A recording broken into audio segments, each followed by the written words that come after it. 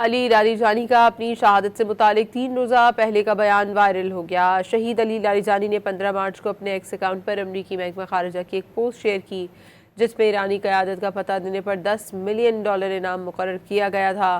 ان رہنماؤں میں علی لاریجانی بھی شامل تھے۔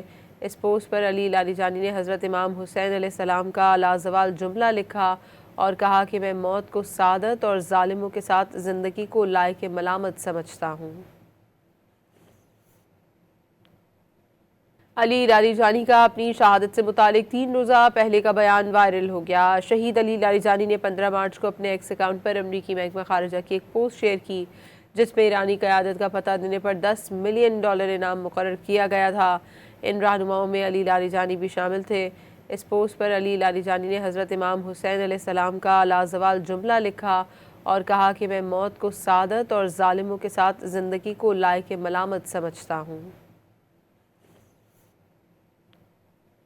علی لاریجانی کا اپنی شہادت سے متعلق 3 روزہ پہلے کا بیان وائرل ہو گیا۔ شہید علی لاریجانی نے 15 مارچ کو اپنے ایکس اکاؤنٹ پر امریکی محکمہ خارجہ کی ایک پوسٹ شیئر کی جس میں ایرانی قیادت کا پتہ دینے پر $10 ملین انعام مقرر کیا گیا تھا۔ ان رہنماؤں میں علی لاریجانی بھی شامل تھے۔